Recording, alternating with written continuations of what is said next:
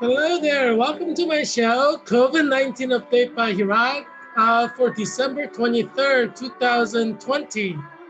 It's 2 days before Christmas. Today is Christmas Eve. Um, you see a photo of me at a Christmas dinner party at Jesus College, Cambridge. As you know, I did research into Jewish studies for 5 years at Cambridge University, over 5 years. Um, yeah, I'm one of the leading experts in the world in Jewish studies. In 2019, for example, I went to University of Warsaw in Poland, which is like the Harvard University of Poland, and gave my paper on Jewish studies at the annual conference of European Association for Biblical Studies, EABS. I'm a member. I've been a member for a long time, and I've gone to several of their annual conferences and given my latest research on Jewish studies. And the members are basically professors who teach at European universities, experts of Jewish studies in Europe. I spent over 5 years at Cambridge University in England. That's my connection to European Association for Biblical Studies. And in 2019, that was last year, obviously, since it's 2020, I went to Hope University, Liverpool Hope University in the city of Liverpool in England to deliver my paper on Jewish studies or New Testament. And it was on the transactional leadership of Jesus Christ in the Gospels at the Gospel section of the British New Testament Conference. So British New Testament Society is made up of all the professors who teach New Testament at British universities and Christian seminaries.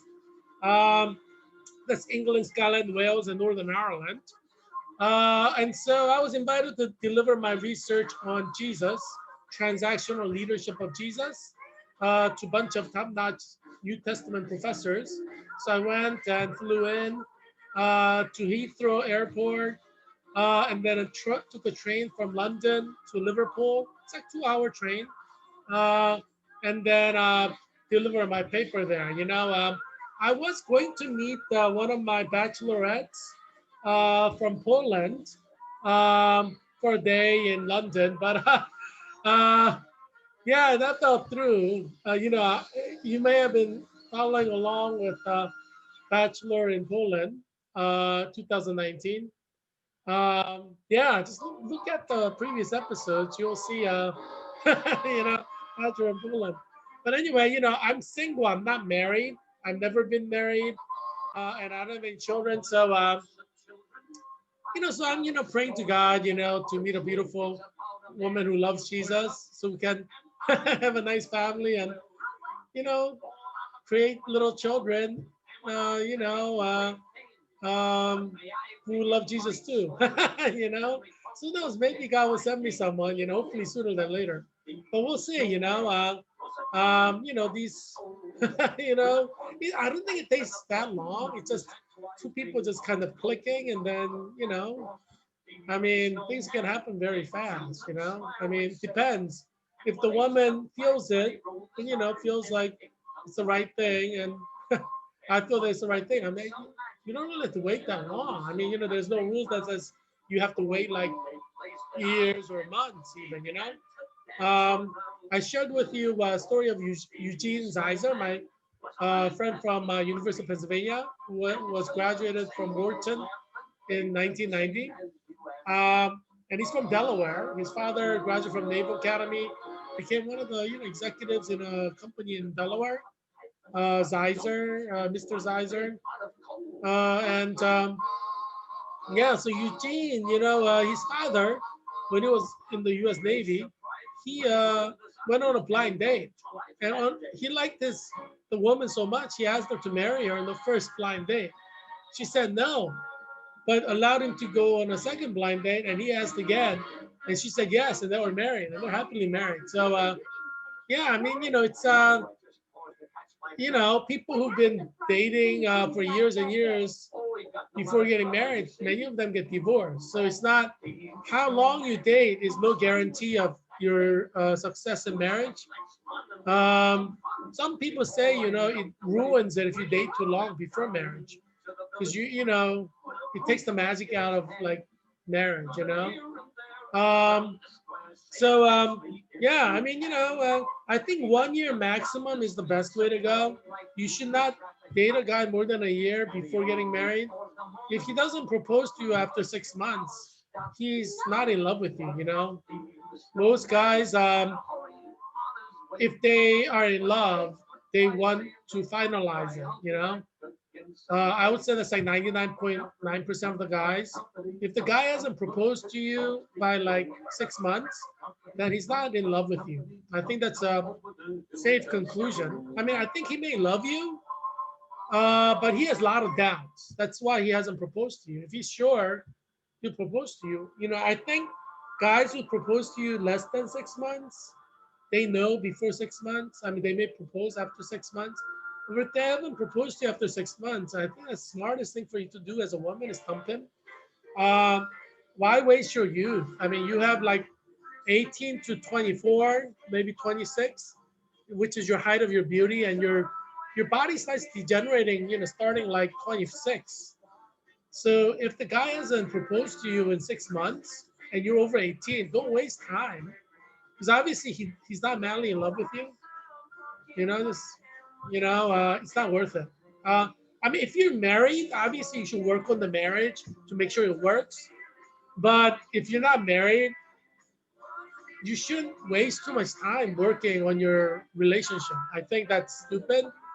Because if you're working so hard on your relationship in month 1 or 2, I mean, what does that mean about your relationship? You know what I'm saying? Um, I mean, these are like happy years, happy months. And if you have to work at it in first 2 months of your relationship, geez, what does that mean? Like guys know generally within like few weeks, maybe even a few days, if they want to marry the girl. Guys know if they're in love. I mean, so it's like I think there are two categories of women for guys: women that you want to marry and women who you're not sure about. That's it, basically. When a guy knows he want to marry her, he will propose to you within 6 months. I guarantee it. Like 99% of the guys will propose to you in 6 months if he's in love with you. 99%. But a lot of men are not in love with the woman. They just want to have a woman around. Not that they're in love with you. If they love you, they will want to marry you. They want to possess you, like have a ring on your finger with his name on it. Guys are like that. Guys are very possessive. That's just nature. Whether you like it or not. If the guy is madly in love with you, he will propose to you. If he hasn't proposed to you, that he's not in love with you. He may love you. He may want to be in love with you, but he's not in love with you. So I think a smart woman would dump a guy if he hasn't proposed marriage to, like proposed to be married in 6 months. I mean, you could drop hints and stuff like that. You could say, let's get married. After like 6 months, you could say, we've been together for 6 months, let's get married. And if he says no, then just drop it. I mean, you can't lose your youth. I have a female friend who's beautiful. She dated a guy for 8 years, and then he dumped her. And she's like 28, 29. Not too many guys want to date her. Like they want to date her and have sex with her, but they don't want to marry her. Just the fact that she had a relationship for years and years turns a lot of guys off. She's like a spinster. At age 28, you're like a spinster. And if you have like an 80-year relationship, most guys don't wanna consider marriage with you because they consider that like a marriage. 80-year relationship, it's like a marriage. So guys don't want the headache. Guys are lazy. They don't want the headache. So generally, if you pass 26, guys are not really wanting to marry you. Most guys, because they don't want the headaches, like ex-boyfriends, and stuff like that. They don't want the headaches. They don't want to be compared to your long-term serious relationship. So if you're like 26, most guys know that you probably had a serious relationship. And what are you going to lie to him? You have to tell him what relationships you had. And if you had like several serious relationships, guys, that itself reduces love for you. Guys are like that. Guys don't like used car. They want a brand spanking new car. So if a girl tells him like, oh yeah, I had like two serious boyfriends with whom I dated 2 years each. Guys are like, geez, man, I'm getting a used car. That's how guys think. I mean, I'm not going to sugarcoat this for you. I want to tell you the truth because this is COVID-19 America, where it's hard to date for women. And, you don't want to live in lies. I want you to know what guys are like, how guys think. And most guys will lie because they want to get into your pants. They want to have sex with you. So they're going to say what you want to hear. But they know what they think. Guys are guys. So most guys, if they hear like a girl had like a serious relationship, they're like, oh man, she's like used car. That's how most guys feel. They won't tell you that obviously because which girl's gonna put out, using guys terms, put out if you're gonna tell her like she's a used car. You know what I mean? So of course the guys are gonna say, "Oh, you're the most beautiful woman in the world. I'm so lucky to be like dating you." The guys are gonna lie through their teeth so they can get you in bed. That's how guys are. But in terms of like marriage material, guys generally want women who they want to be the first serious boyfriend and then marry her. That's like an ideal for most guys. So like the guy has an 80-year relationship, breaks up with a girl, and then finds a new girl, and then marries her within like 6 months. Haven't you heard that? That happens all the time. Because as I said, guys know who they want to marry within 6 months. Certainly within 6 months, but generally within days or weeks. They Guys put girls in two categories: women they want to marry, and women they don't want to marry, or they're not sure they want to marry. These are the two categories of women for guys when they start dating. Like, I definitely want to marry her, or I'm not sure. I don't know. And if you're like, I'm not sure, then he's not in love with you. Obviously, by definition. Because if he's in love with you, he's sure. That's by definition, that's why he's in love. Um, yeah, obviously it takes two to tango. If the girl doesn't want the relationship or the marriage, then you have to say goodbye. Because obviously, from the guy's vantage point too, there is no point wasting too much time, right? Um, Life is short. If the girl doesn't want to be with you, then you don't want to be stalking the girl, right? Just say goodbye. Let her have her happy life. As I said, you could like typical guy can be in love with like 1,000 women in his lifetime. These guys are superficial. They fall in love based on like their looks, the girls' looks, how the girls make them feel, and so, but guy could fall in love with 1,000 different women, and they could be equally happy being married to any one of these 1,000 women. That's just how guys are. So whoever ends up being married is the woman that guy will be with, as long as she's having his children and cooking good food. Good food is important to guys. You know, he doesn't really, and as long as you keep a tight leash around your man, you should be happy the rest of your life. You know, life is not that complicated. A lot of people make it complicated. It's not that complicated. Um, yeah, certainly don't be in a relationship more than 6 months if he hasn't proposed to you. If you're between 18 to 24, if the guy says, "Oh, I'm young," that's why, I want to wait a few years. He's not in love with you. The guy who's in love with you, even is 18, will want to marry you. Like at 18. That's how guys are. So if he doesn't want to marry after 6 months and you're 18 and dating, he's not in love with you. It's very simple as that. You could be engaged, and you could be married in college, or you could be engaged for like a year or whatever. But if he doesn't, if he's not willing to propose to you, then he's not in love with you. It's very simple.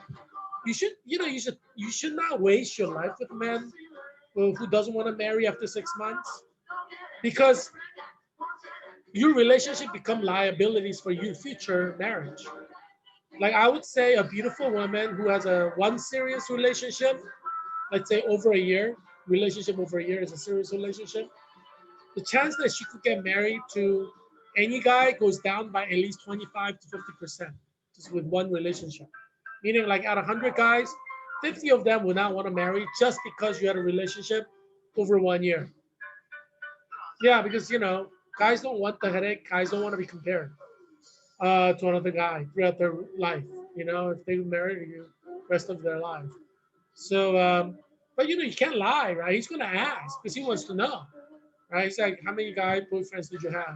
The more boyfriends you had, less he's gonna love you. I mean, like every time you talk about another guy, especially if you talk about sex with another guy, guys' love for you will go down.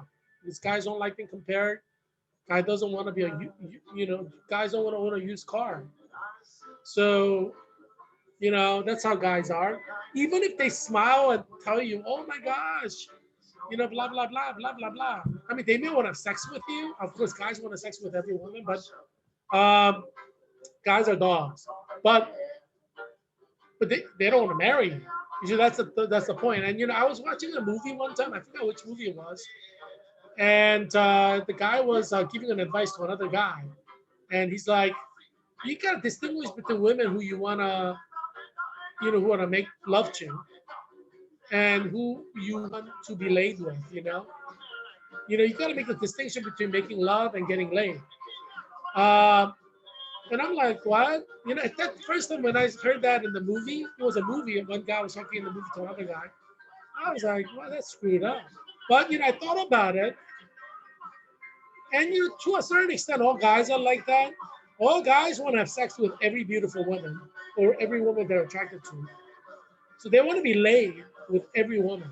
And that's how guys are. But they want to have sex with you, but they're not making love to you. You see what I'm saying? Uh, yeah. So I mean, so I could understand what he means. You know, um, like a guy who will want to have sex with a woman that he has not said anything to. She's like, let's have sex. He will. You know, guys are like dogs. So I mean, I don't know any guy who would turn down the sex unless he's a Christian and he's just afraid of God to punish him. I don't know any guy who would turn down sex from a woman. I don't know a single one. You know, um, unless like he's afraid that she may have a venereal disease or HIV or hepatitis C or something. But most likely, if he has a condom, he'll probably have sex with her. He won't care. So yeah, so like most guys want to get laid. Only thing that prevents it is fear of disease, like sexually transmitted disease, and or like religion. That's basically only thing that's going to. Even if a guy's in love with a girl, even if a guy's married to a girl, if a girl offers you sex, 100% of the guys will consider it, you know, and then you won't overcome the temptation, you know. You guys are like that. Guys are dogs. So like women who divorce guys because he cheated on you once, I think these women are very stupid. These guys, if you let him loose, that's what it's gonna do. You know what I mean? You have to understand what a man is like, or you're not gonna be happy in life as a woman. Obviously, I condemn men having sex outside of marriage. You should not. What I'm saying is a woman who's willing to divorce a man because he had sex with somebody probably will be unhappy single woman for the rest of her life. Because after you're like past certain age, men don't want to marry you really. I mean, you may be able to find one or two, but probably not. You know. So just keep a tight leash on your husband so he won't cheat on you. Sorry to say, like your husband not cheating on you is like 85% your work. Because your husband is a dog. It doesn't matter if he's a deacon in the church, elder in the church, if he's a pastor, senior pastor in the church, he's a dog. It's his sinful nature, his original sin. Given the chance, it's going to have sex with a woman. So that's why you got to put a tight leash on him. Yeah. Don't say I didn't warn you. Um, I want you to know the truth about men because life is too short and life is shorter because of COVID-19. People are dying left and right. Yeah, so be smart, be a smart woman. Don't waste your life with a guy who strings you along. If he hasn't proposed to you in 6 months, drop him. I know you don't want to because you may be afraid, but you're creating your own unhappiness. You only have yourself to blame if you don't drop a guy after 6 months. You only have yourself to blame. It's not like your body's getting younger. Everything in your body is going to start sagging after 26. Yeah, so you're in a biological clock. Yeah, you're in a biological clock. You know, so yeah, you're in a biological clock. I mean, geez, be smart. Um, yeah. So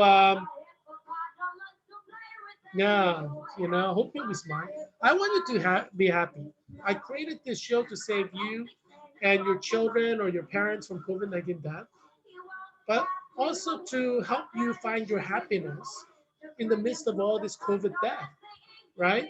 Because what good is life if you don't have happiness in life, right? And I want you to find happiness. So I'm telling you, if you are staying with a guy for 6 months and he hasn't proposed to you, and you tell him let's get married, and he says no, and you still stay with him, it's your fault that you're not happy in love, right? I mean, geez, I mean, what are you gonna do? You're gonna just like be used by guy after guy who don't want to marry you? Don't be like that. Um, I would even say in COVID-19 America, you could ask the guy, about start kind of dropping hints about marriage after 3 months. 3 months. If he doesn't want to hear it, then he's not in love with you. If a guy is in love with you and you start talking about marriage, he'll want to marry you. He'll probably propose to you after 3 months if you drop the hint. Be a smart woman, don't be dumb. If you're over 18, you don't have like you should never spend more than 6 months with any guy if you're over 18. If you spend more than 6 months with a guy who doesn't want you, um, then I'm talking about like 6 months in a relationship. Um, Defined relationship. And he doesn't want to marry you. Yeah, you're wasting your time. You're being not wise. You're just letting that guy use you. So because guys will use you until he finds a better woman, what he considers better quality. That's all guys are like that. And once he finds better quality, he'll drop you like a rock. That's how guys are. They always want to like upgrade their car, if they can. Yeah, so be smart. Don't just get used by different guys. Uh, Define your own happiness. Define your own luck. Because you make your own luck in life. Yeah, that's a quotable, Heerak Christian Kim quotable. As you know, I am Heerak Christian Kim, candidate for U.S. Congress in Virginia's 8th District, and I'm running for U.S. Congress for year 2022. That's 2 years from now. As you know, U.S. Congress election is every 2 years. And I intend to beat Don Bayer. Hey, Don. I like Don. He's a nice guy. But don't die from COVID because I want to win fair and square on November 8th, 2022. So don't get COVID and die, Don. I'm hoping you won't get COVID and die, Don. Yeah, I'm worried about that, because, you know, uh, there's a chance he could, anybody can. COVID-19 cases are spiking in Virginia's 8th district, thanks to Fairfax County, which is number one for COVID-19 cases in Virginia, and Alexandria, Falls Church, Arlington, we're all like bordering Fairfax County. So yeah, we're gonna have a lot of death in the next 3 months of winter. So I'm worried Don Byer's gonna die. Don't die, Don. Yeah. So yeah, I like the guy. Personally, I just think I could do better job as a U.S. Congressman than Don Byer. That's why I'm running against him. But I like the guy. Yeah. So yeah. So yeah, it's Christmas Eve. So I thought I'd share some photos. Christmas photos from Cambridge, England. As you know, I'm a permanent member of Jesus College, Cambridge. I would love to go back to Cambridge. They have these balls, May ball, from you know, May ball, it's generally in June, but it's called the May ball. And it's like, 5 p.m. to like 7 a.m. It's like a Cinderella ball. Everybody dresses up, you know. Well, English people like dressing up often, the nobility, the wealth, the titled people. I love England because of that. It's cool kind of dressing up. It's fun.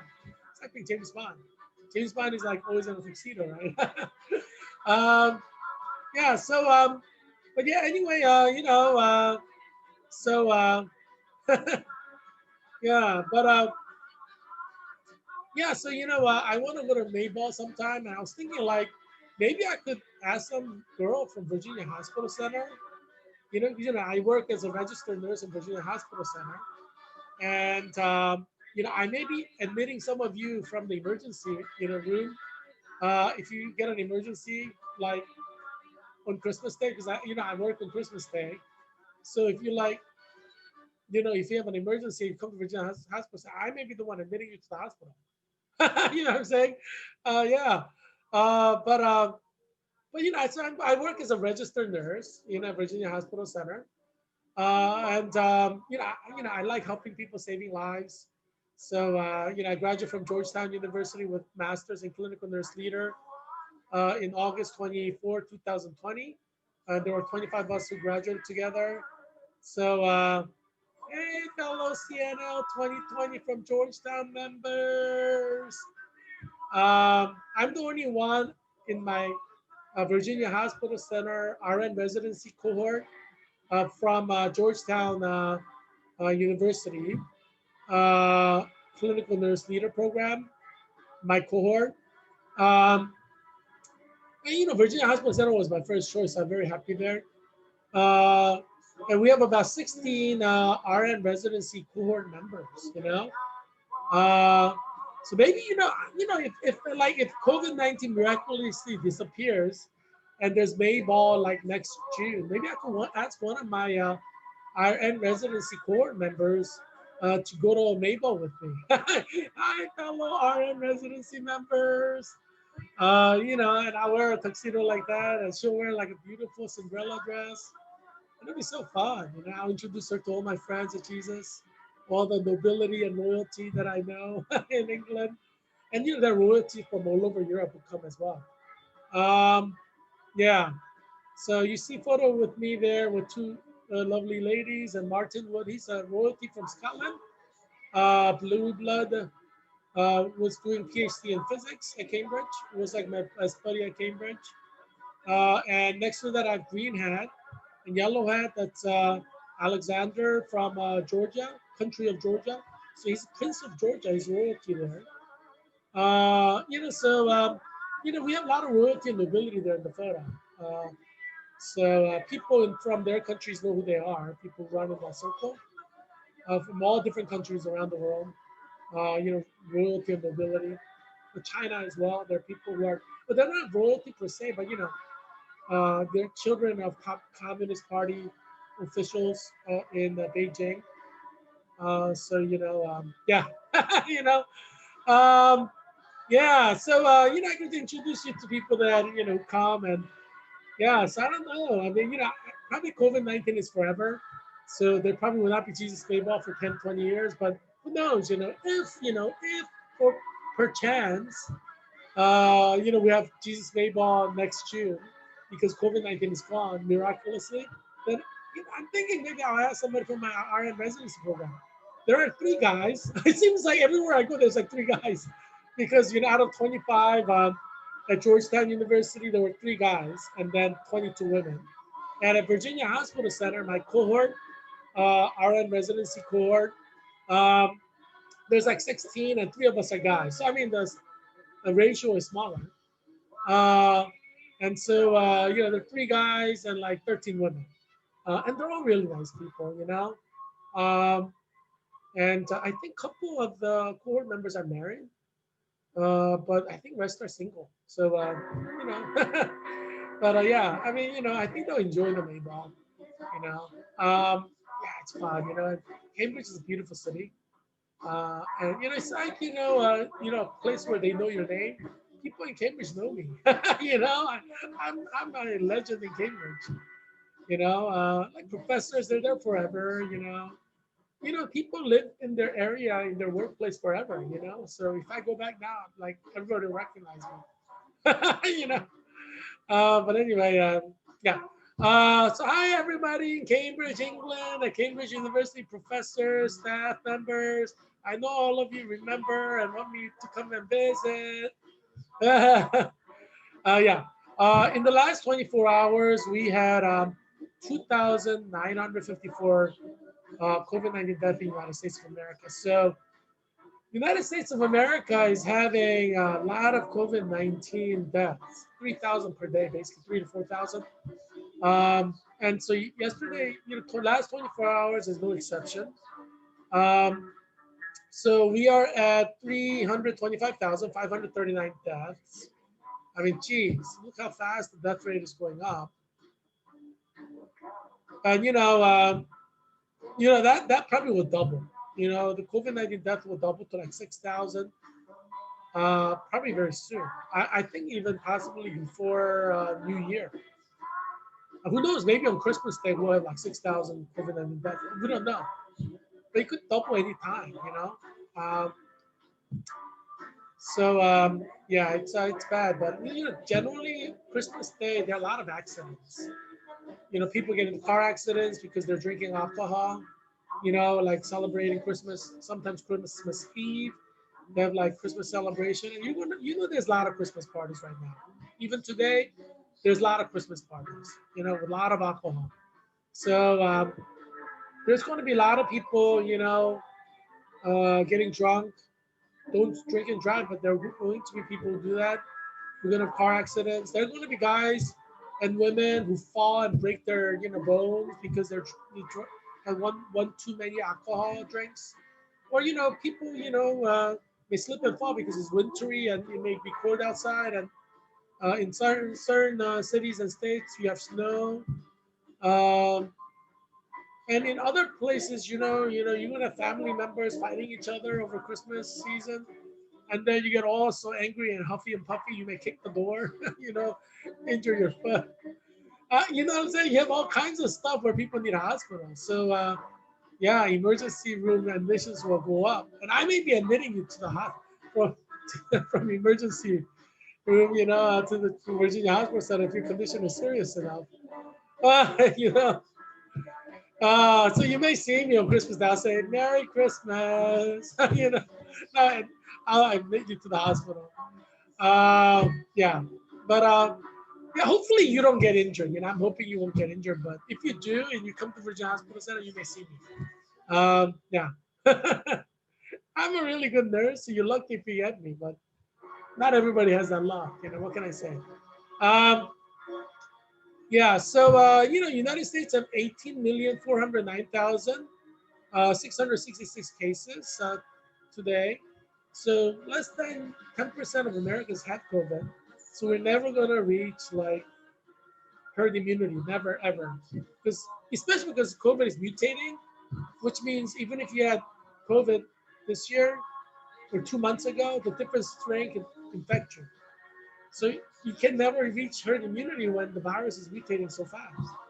It's not going to happen. So abandon your wish.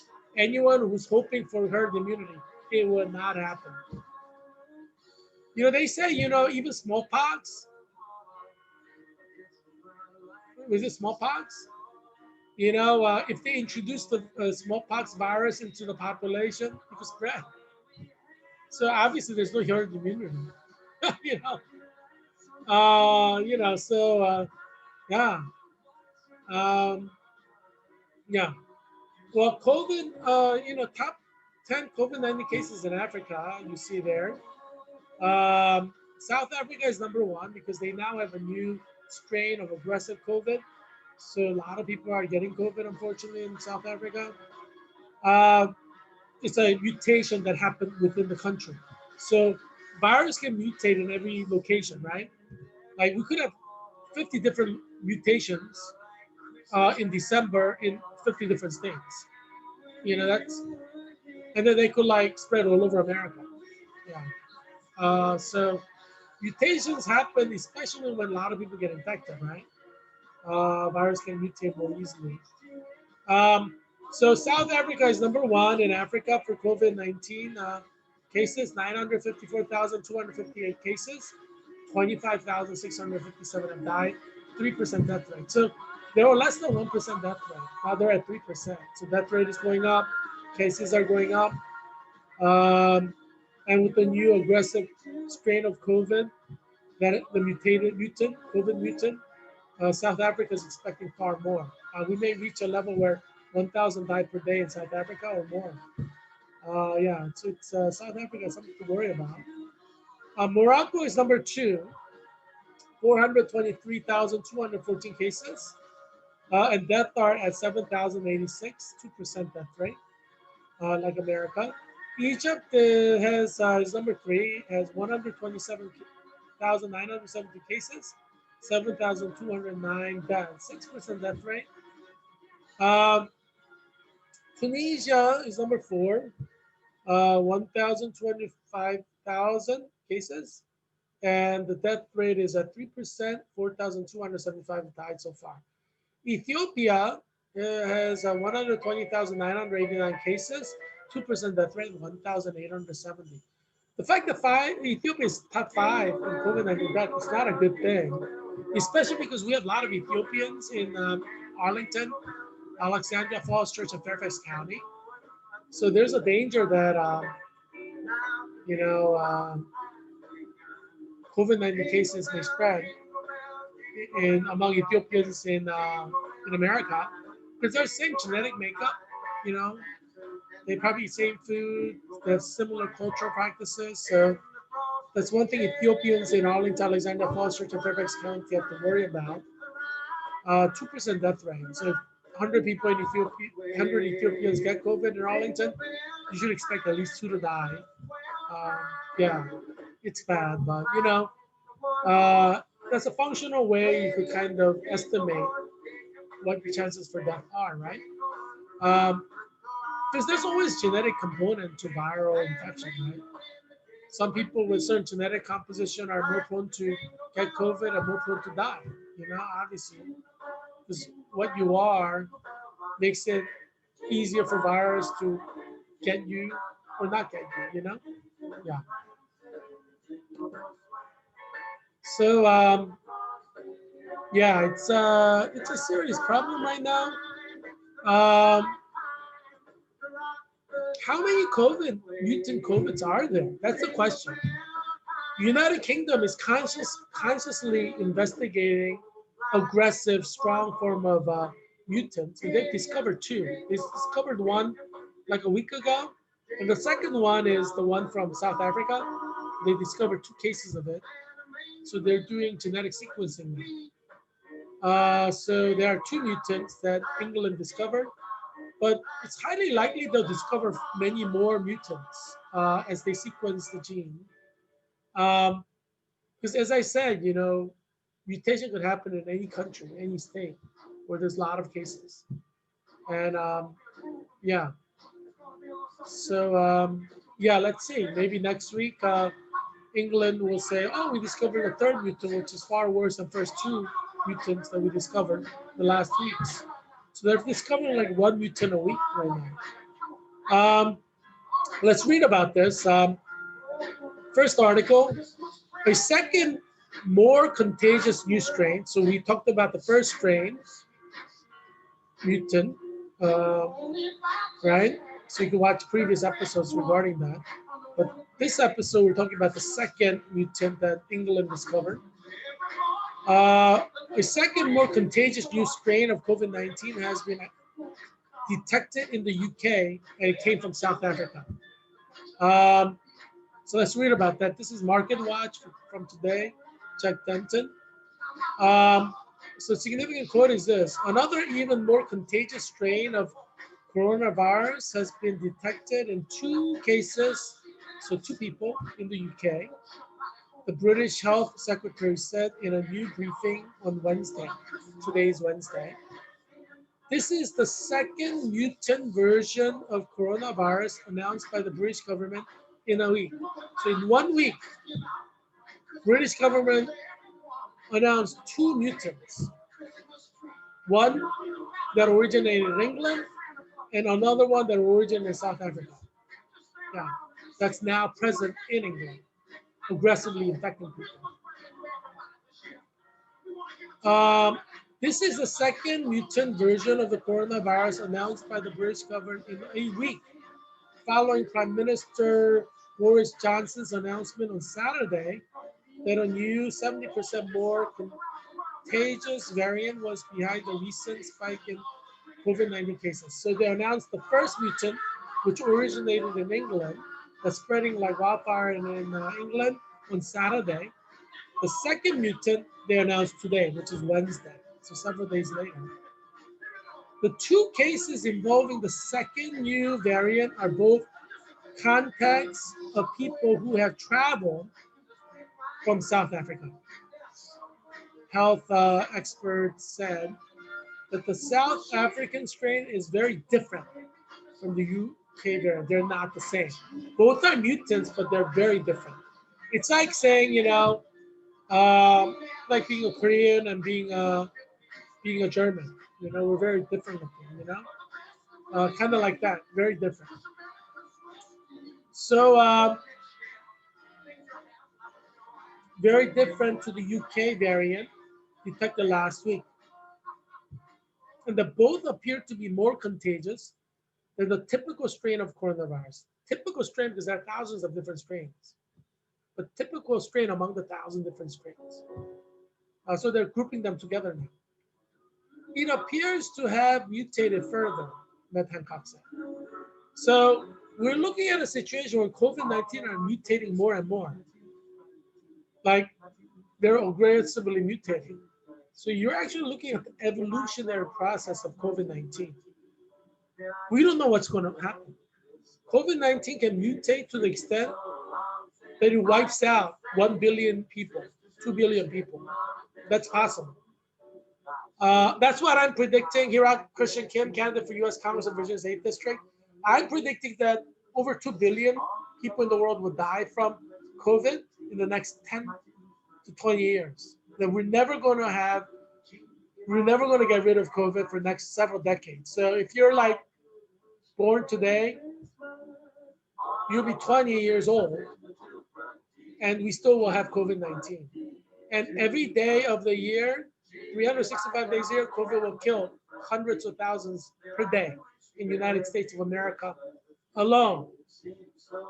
So you have to wear your mask forever. That's why I'm recommending to U.S. government. I'm recommending to the Department of Defense to start developing advanced next generation respirator, because we're never going to get rid of COVID.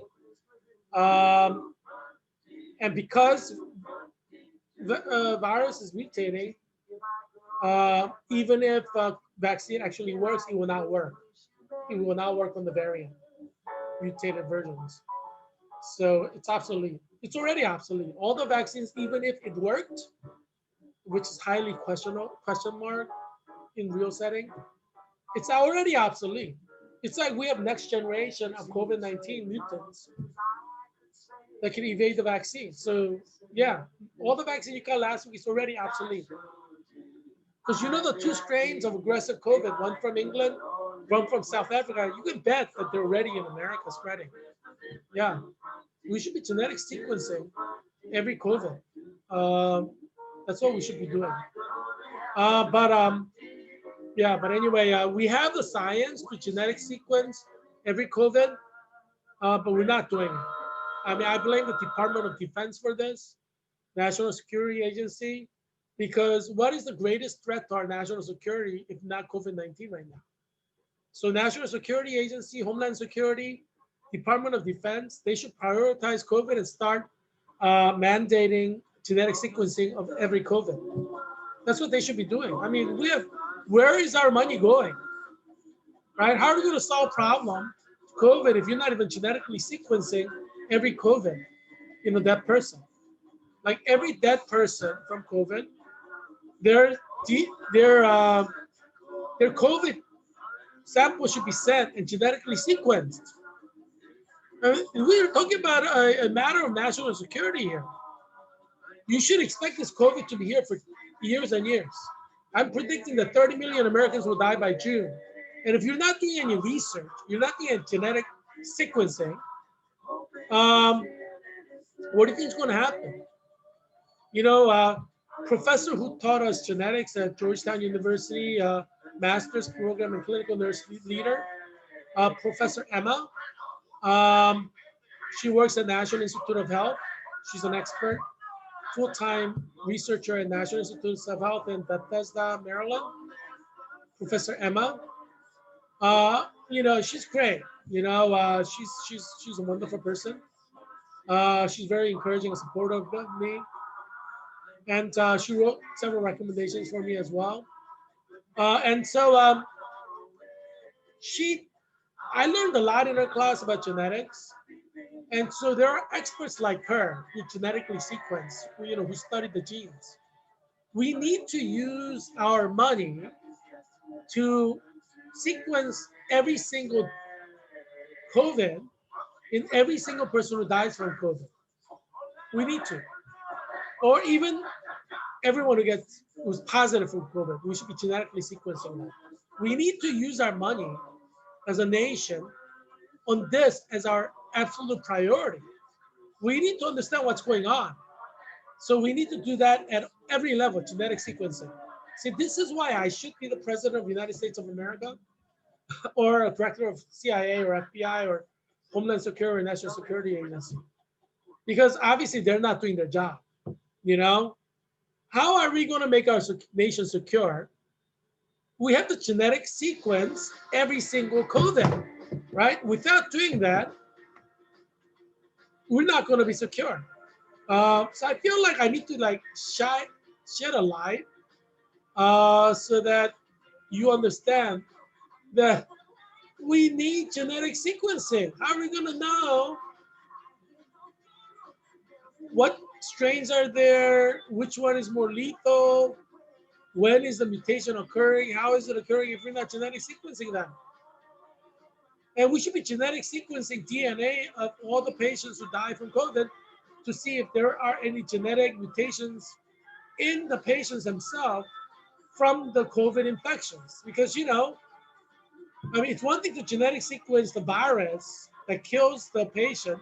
It's another thing to genetic sequence the DNA of the patient and compare it with, hopefully the patient has a DNA file and compare what went wrong, right? What happens to patients with COVID at the genetic level? We should be researching all this stuff. This is a matter of national security. Because as I said, COVID-19 is forever. 10 years from now, unless barring any miracle from God in heaven, we're gonna have COVID-19, killing thousands every day in America, 365 days a year.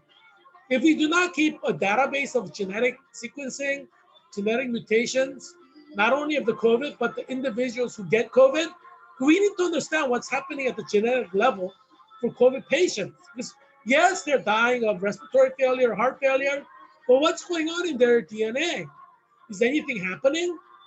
Remember, our COVID-19 vaccines are mRNA vaccine that messes around with our genetic translation.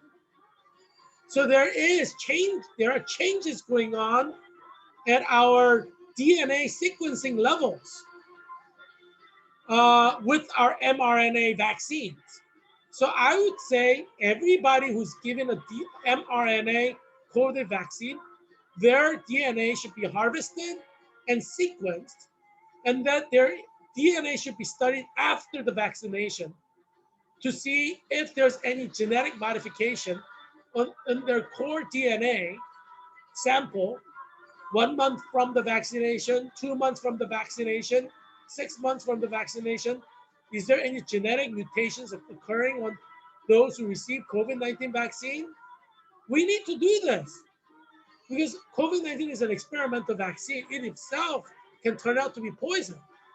As you know, I did not take COVID-19 vaccine because it's too experimental and it messes around with my genetic mutations, genetic sequencing. The traditional vaccines are They implant a dead virus, like dead COVID, right? And the vaccine, um, basically your body naturally functions, it naturally sequences its own DNA to fight off the dead COVID virus. So I would take that vaccine anytime because it's not messing around with my body mechanism, right? My body mechanism is working like it should. And that's all the vaccines, whether it's flu vaccine, pneumonia vaccine, um, whether it's a hepatitis B vaccine, all the vaccines work in that way.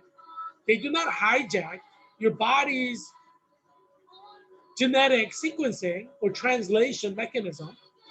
Uh, your own body fights off the dead virus that's injected into you as a vaccine. But the problem with COVID-19 vaccine is it's an mRNA vaccine that messes around with your genetic sequencing processes. Translation, it actually impacts translation process. So many things can go wrong. Million things can go wrong because millions of cells are created through translation. So, I mean, any of those cells can turn into cancer. You could die from it.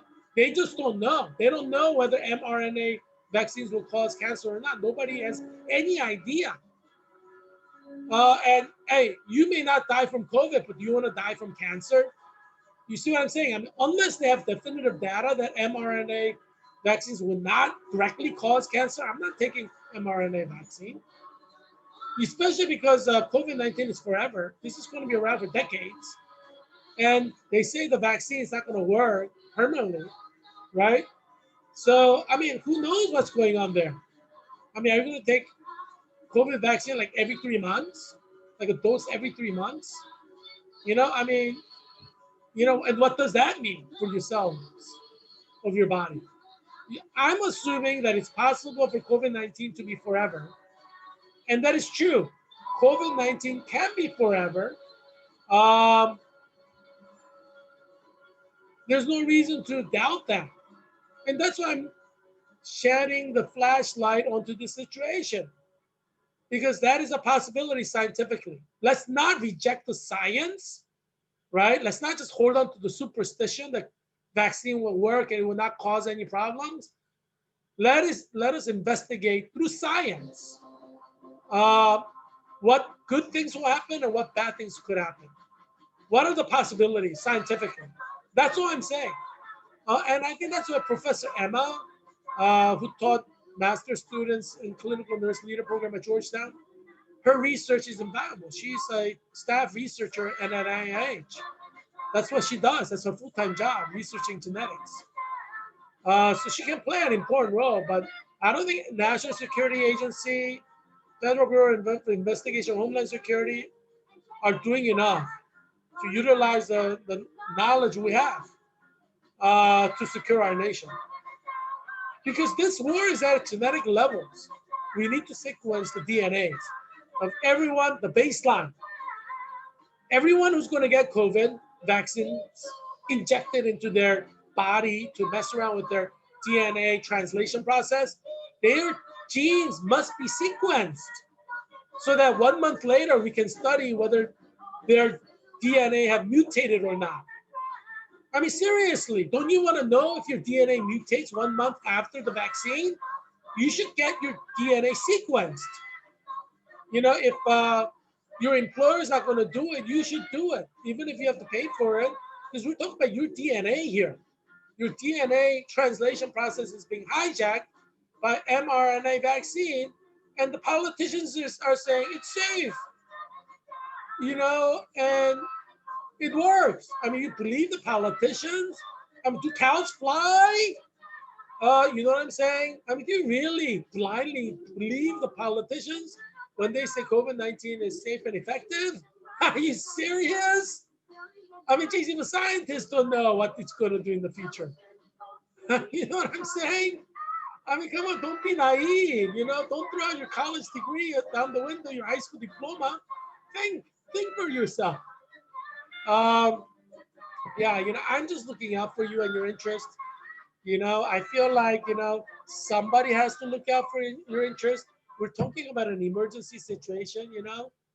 Um, you know, things are happening that are causing a serious problem, you know, well, potentially, you know, and you should understand that. Second article, UK to widen COVID lockdown as new strain from South Africa found. And this is an Al Jazeera by staff from today. A new, potentially more infectious variant of the novel coronavirus has been found in the United Kingdom in cases linked to South Africa. So Saudi Arabia is smart to just shut the whole country down. Don't let anybody in. You know, how many countries have these different mutants, you know? You could have a mutant from England. People fly from England to Saudi Arabia. You could have mutant from South American flights to Saudi Arabia and wipe out the whole country, you know? So they're being smart. If you're a small country, you know, protect yourself by shutting your country off from the world. I mean, geez, I mean, how many deaths do you need to do that? I mean, you know, um, yeah. So Saudi Arabia is being smart. A new, potentially more infectious variant of the novel coronavirus has been found in the United Kingdom in cases linked to South Africa. British Health Secretary Matt Hancock said, while also announcing further swath of England would be placed under its strictest COVID-19 restrictions. Mr. Hancock, why don't you just shut the whole country down? You have two aggressive strains of COVID-19 mutants, one from your own country, England, one from South Africa, and that's like proliferating in your country. It's time to shut your whole country down. It's a matter of national security, national emergency. Do you want millions of people to die? Shut the whole country down. I mean, enforce the shutdown rule with UK military. You know, you need to do this. You need to go into strict quarantine nationally because you have these aggressive cases, and you know it's widely spreading. What do you want? You want another like strain of mutant COVID from like another country coming into your country? You need to shut the whole country down. You know, get your bearings, some breathing space, reduce the curve, flatten the curve ideally. You need to shut the whole country down. I mean, geez. I mean, you know, what do you think is going to happen? I mean, it's like 2 + 2 is 4. What do you think is going to happen? I mean, geez. I mean, you have these all aggressive COVID spreading all over. What do you think is going to happen? Just shut the whole country down on December 26th. Let them celebrate Christmas and shut the whole country down for like months. That's what you need to do. Um, yeah, last day of happiness in Christmas and shut the whole country down. Enforce the shutdown rule with the military. I mean, otherwise you may have millions die.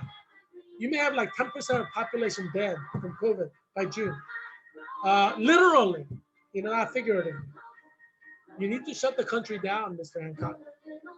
Um, yeah. South Africa's health department said last week that a new genetic mutation of the virus had been discovered and might be responsible for a recent surge in infections there. Sudan Hopkins said it's got different mutations.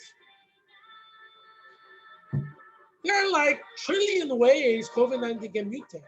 Trillions of ways. Gazillions of ways that COVID can mutate. And you're messing around with the DNA translation process. Every single person who is planning to get COVID-19 vaccine, sequence your DNA, you know, with a reputable agency like NIH or, you know, not like one of those mail-in DNA sequencing. I mean, they're nice when you want to find the, you know, ancestry.com, who your ancestors were.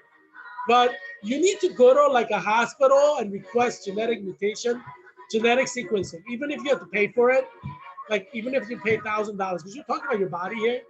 So you need to genetically sequence your mutations and genetically sequence your DNA before the COVID-19 vaccine. Once COVID-19 vaccine is in your system, it's messing around with your translation process, DNA translation. It's too late. You need to sequence your DNA before you get the COVID-19 vaccine. This is why I'm the Leonardo da Vinci of 21st century. Because I think of things to protect your life, protect your health, protect your DNA. Who knows what COVID-19 vaccine will do? It may make you sterile. You may never have children again. Who knows? Nobody knows yet. Because it's messing around with your translation process. Nobody knows what it's going to do. So if you don't have children and you're like 18 and you got COVID-19 vaccine, you know, as a care patient technician at a hospital, you may never have children again if this messes around with it impacts your pregnancy, your ability to have a child. Like you may have miscarriage after miscarriage, for example. No one really knows what this is going to do to your body, your reproductive process. No one really knows if the mRNA vaccine will make male sperm sterile.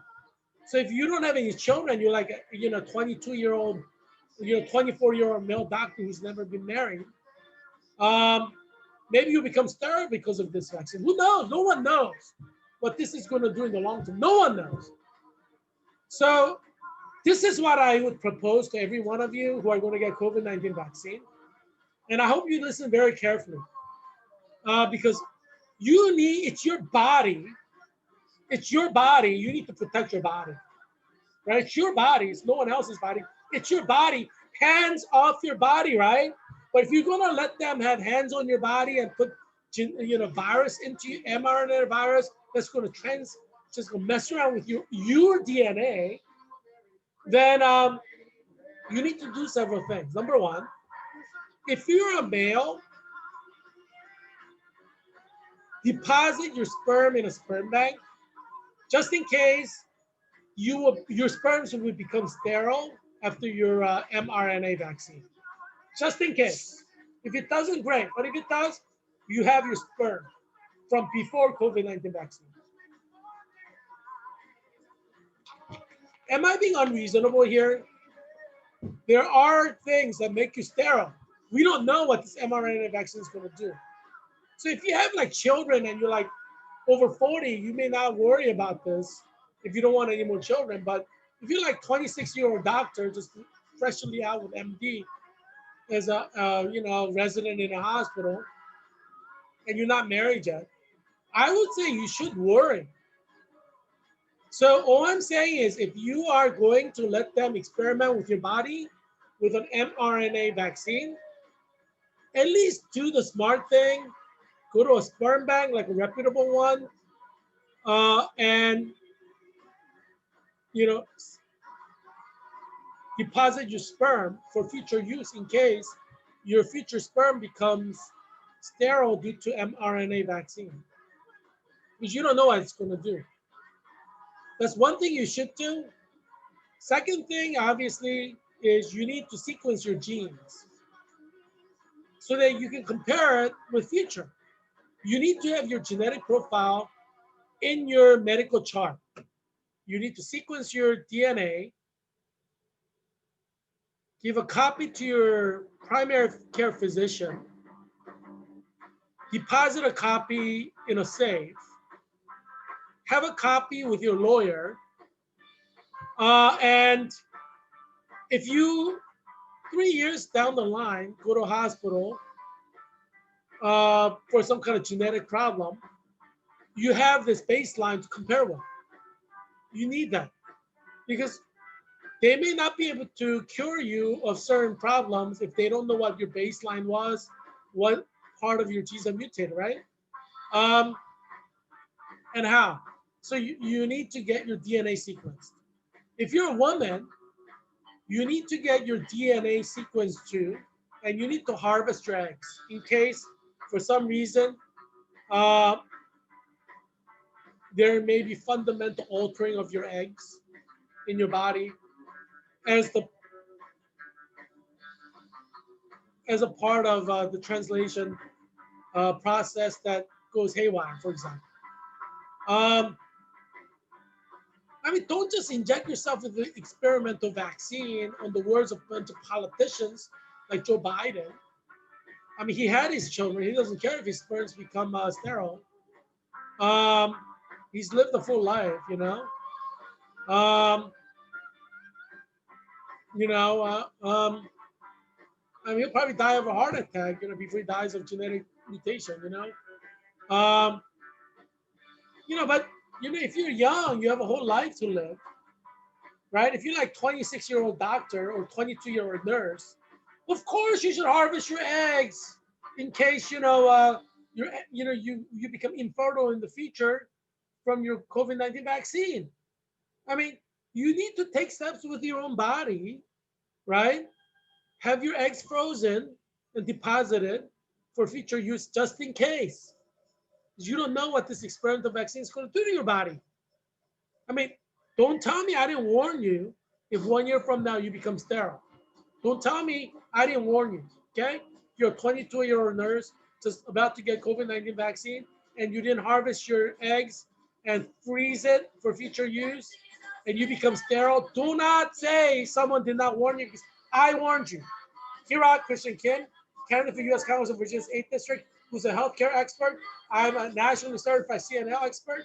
I do evidence-based research to provide you with public health information that you need to survive COVID and to maximize your happiness in COVID-19 America.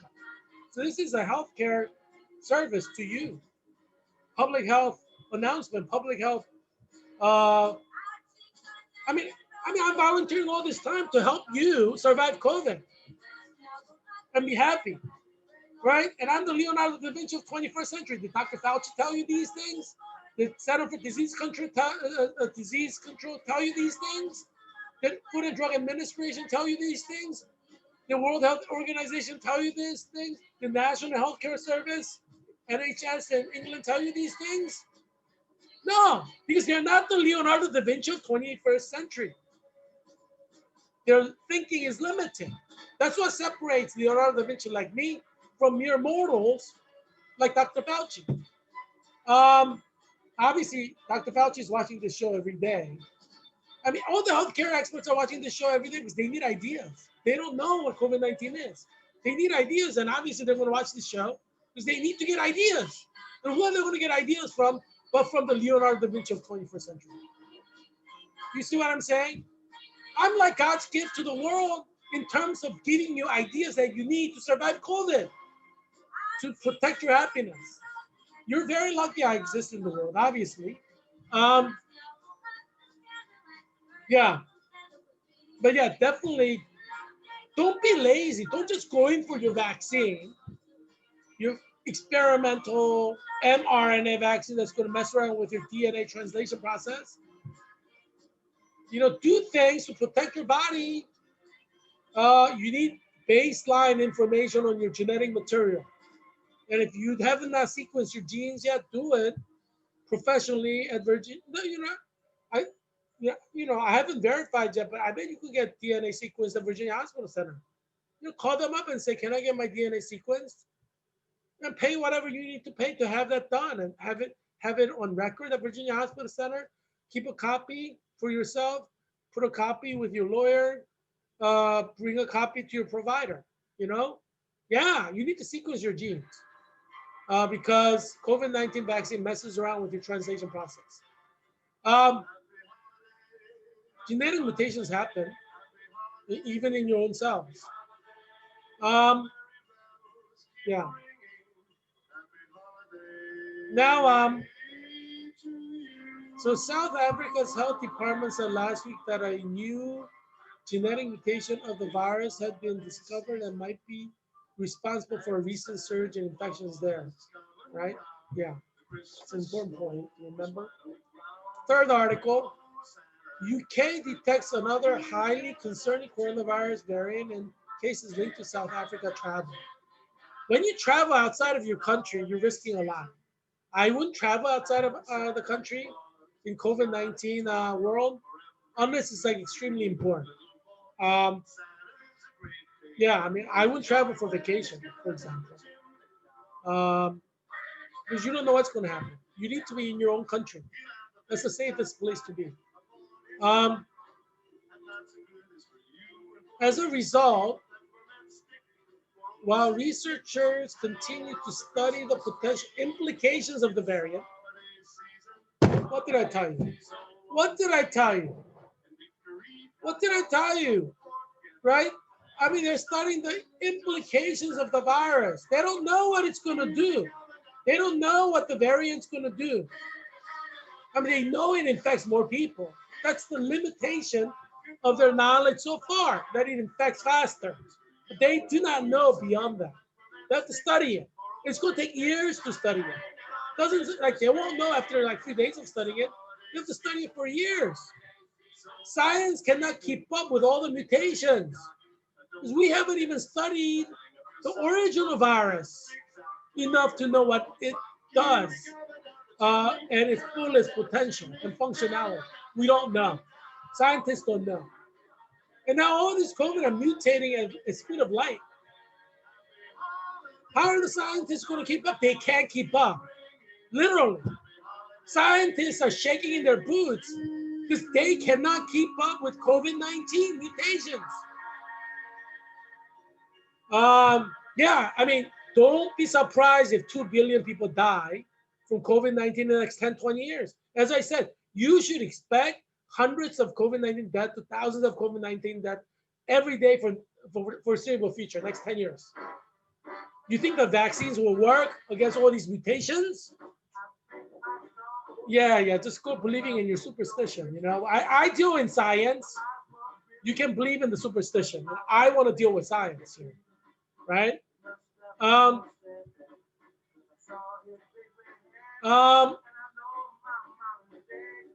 Would it suck if you got the mRNA vaccine and it doesn't work at all with all these variants, and then you start converting your cells into cancerous cells, and then you get like cancer, like, and you know how painful cancer is? Oh my gosh. And they say that's the worst way to die, cancer. It's the most painful way to die. Some people say it's long term, just excruciating pain. Yeah. That would be horrible. I hope that it doesn't do that. I mean, I didn't get COVID-19 vaccine because I don't know. I mean, I feel based on scientific evidence of cancer and things that what I know that could happen. So I'm like, if this were more like a traditional vaccine where they inject the dead COVID virus and then my own natural system fights it off, then I probably would have taken it if it was like traditional vaccine. But when I read that it's like messing around with the DNA translation process, I'm like, no way.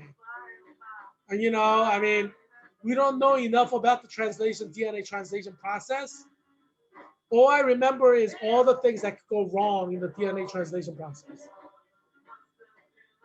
I remember that from my genetics class with Professor Emma from NIH. That's all the things that could go in the go wrong in the translation process. Yeah, so you don't see the liberal media talking about that, do they? All the things that could go wrong in the DNA translation process. I mean, how can you trust the liberal media when they don't talk about things that really matter?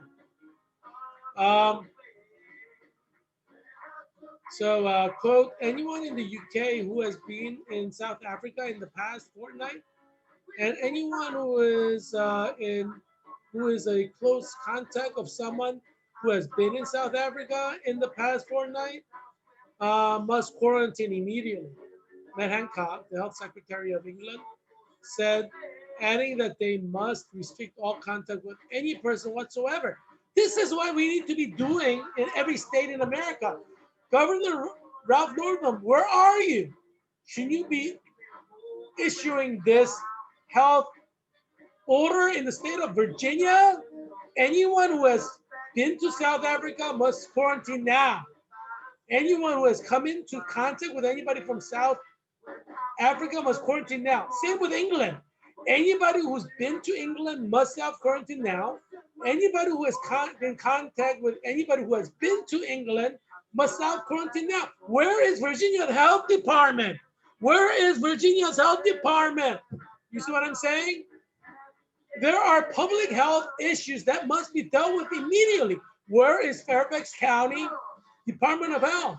Where is Alexandria City Department of Health? Where is Arlington County Department of Health? Why are you issuing these guidance or order to protect the residents in Virginia's 8th District? You know, Falls Church City Health Department, where are you? Where are you, Scooby-Doo? Where are you? I love Scooby-Doo stuff. You know, I like the movie Scooby-Doo movie. Um, you know, Sarah Michelle Gellar, she's really pretty. You know, she's actually like my type. You know, Sarah Michelle Gellar. Uh, I have to say, you know, I used to watch uh, Buffy the Vampire Slayer just because of Sarah Michelle Gellar. She's so pretty. She's like pretty, blonde, blue-eyed, and thin. You know, yeah, she's actually like my type, you know.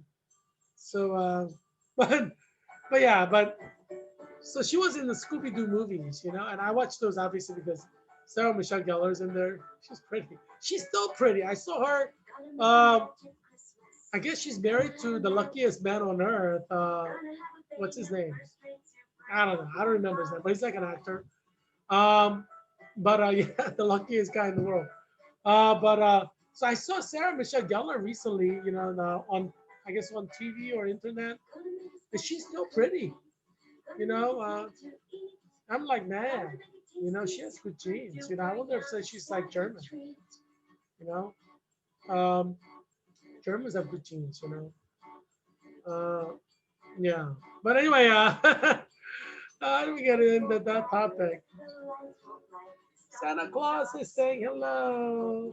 Hello. He's waving. Santa Claus is waving.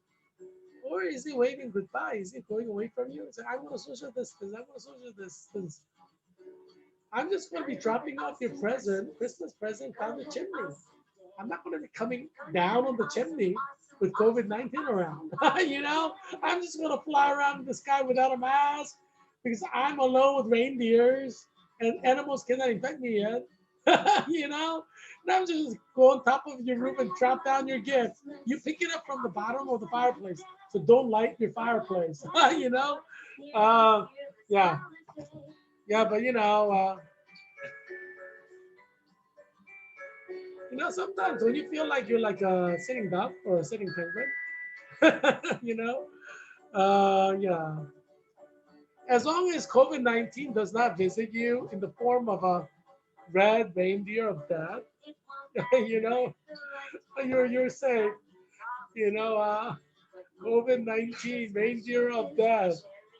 You know, COVID-19 is like stealing all the, you know, yeah, just don't let the red reindeer get you.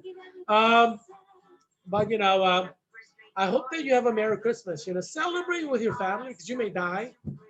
You know, I mean, you know, don't go crazy, but you know, celebrate Christmas with your family because your probably family members will die. Some of them will die. As I said, you know, ideally you wear an N95 mask. Buy them. You know, invest your money on things that matter. Buy the N95 mask. Wear it properly. Watch YouTube videos on how to wear it properly. Have everybody wear it, and then you know have a buffet line for the food. Make sure you make a lot of great food because it may be like the last meal together. Um, and you know people can get their food on their plate. Go and sit down socially distant. Pick up their N95 mask and eat. You could talk across the room. Or if you're going to sit around the table, make sure you have those plastic partitions. You need them in front of you and also next to you, front and next to you, right? Because you could turn and talk to people on the side. So you need to make an effort in creating these partitions, and they're transparent.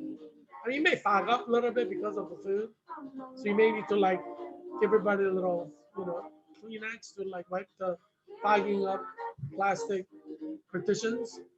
But you know, I mean, this is COVID-19 America. You need to take precautions uh, as much as you can. I mean, it doesn't eliminate the risk, You have much higher risk of getting COVID, obviously, if you meet with people. But it's Christmas, and I understand that some of you feel the need to see your mama, papa, your son, or your daughter, and you're willing to risk getting COVID uh, because you may die anyway. Even if you don't meet for Christmas, you may get COVID and die. So you don't want to miss out on this Christmas. I understand that. But take precautions that you can. You can still get infected, but you reduce the chances, right? Um, Even N95 mask, it's 95% proof, 5% chance you can still get COVID, even with N95 mask. So nothing is foolproof in life. Only God is. That's why I'm a Christian. But Jesus loves me, so there's nothing foolproof in life except Jesus. You know what I mean? That's why I'm a Christian. And I was like, can I be a Christian too? I'm an animal. Harry the owl. um, good news that I've heard today is the British Broadcasting Company, BBC, nominated J.K. Rowling for her article, her essay on transgenderism that offended a lot of transgender people. But it was an article that had to be written, and it has had a positive impact in the world. So I want to congratulate J.K. Rowling for the nomination and congratulate BBC for nominating her. Hopefully she wins because it's a seminal article that has impacted the society and raised key critical questions that should be raised. Why should you not ask critical questions, right? Uh, and so I'm glad that J.K. Rowling asked critical questions. We should be critical thinking individuals. We should always ask critical questions, right? And I think everybody who's a thinking individual in religious atheist agrees with me that asking critical questions is a good thing. And I know you watch this show because I ask the critical questions and I provide you with the guidance that you need, right? Things that mere mortals like Dr. Fauci cannot think of, you know? I respect Dr. Fauci. He's an expert of his field, and we have experts of different fields. But not everybody can be a Da Vinci of 21st century. There was only one Da Vinci, and that's me for this century. Um, so obviously, we need experts in every field, but you need someone who can think holistically. And that's where I come in. So make sure you watch this show religiously, because otherwise you just have liberal media you cannot trust. You know what I mean? Who's going to give you guidance that you need to be happy and surviving in COVID-19 America, in COVID-19 world? Is what I'm saying. So think of this show as God's gift to you. Obviously, you're not a slave. Do what you want. I just provide the information. You do what you want based on the information. You see what I'm saying? I just provide the information that helps you. This is a public health service to you, right? You're lucky. I mean, I should be being paid by Arlington County Department of Health for all the public health service I provide to you, but they're not paying me a cent. You know what I mean? Yeah. So, but I want you to live. I don't want everybody in Virginia State District to die. Um, a lot of you will die, unfortunately. Yeah, that's the unfortunate part. But yeah, this is a hot spot in Virginia. Thank you, Fairfax County. Yeah, it's #1 for COVID-19 cases. Fairfax County is doing so much wrong. I mean, geez, it's like a curse upon Virginia. Sorry, Fairfax County leaders, but I'm just telling it as it is. You are #1 for COVID-19 because you're not managing your county well.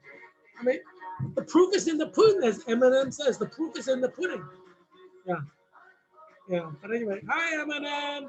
I'm sure you're watching this show too. I'm trying to save your life, Eminem, and your daughter Haley. I like the song about your daughter Haley. Yeah, you're a gifted guy. Yeah, I like Eminem songs. Um, Well, the real Slim Shady, stand up. You know, Ed loved that song. Ed introduced me to that song. You know, real Slim Shady. I don't know if you've heard it. If you haven't heard it, you know what? You know, like Google real Slim Shady, Eminem. You know, yeah, yeah. Famous people, you know, they kind of fade into background. You know, with time.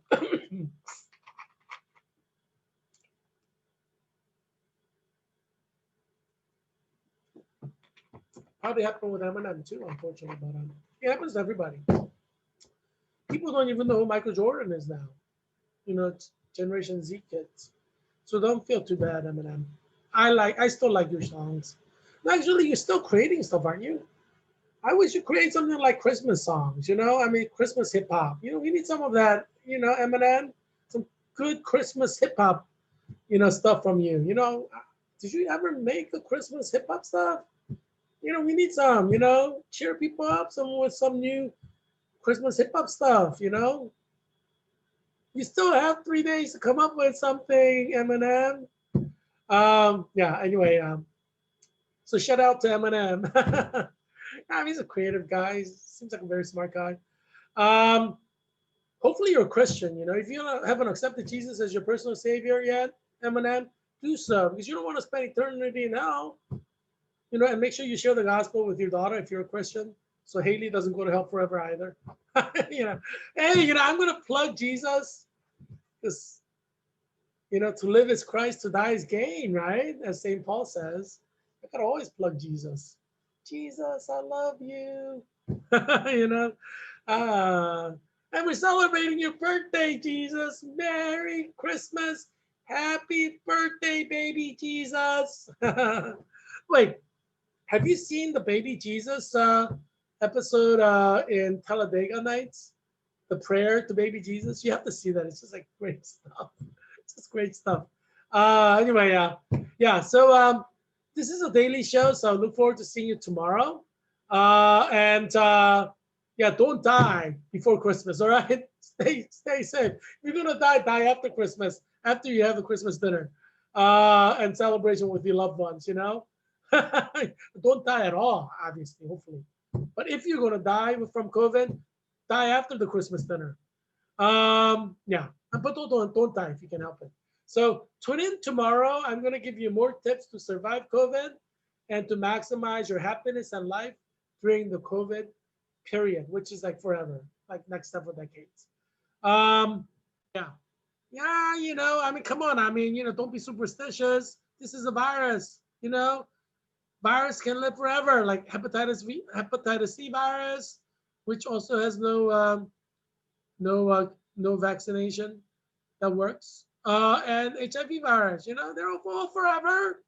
You know, why wouldn't COVID-19 be forever? You know, I mean, it's a possibility. Um, yeah, but anyway, yeah. So tune in tomorrow because you need to. You know what I mean? Uh, you need to be in the know. That's why you want to tune in tomorrow. So I'll see you tomorrow. Merry Christmas!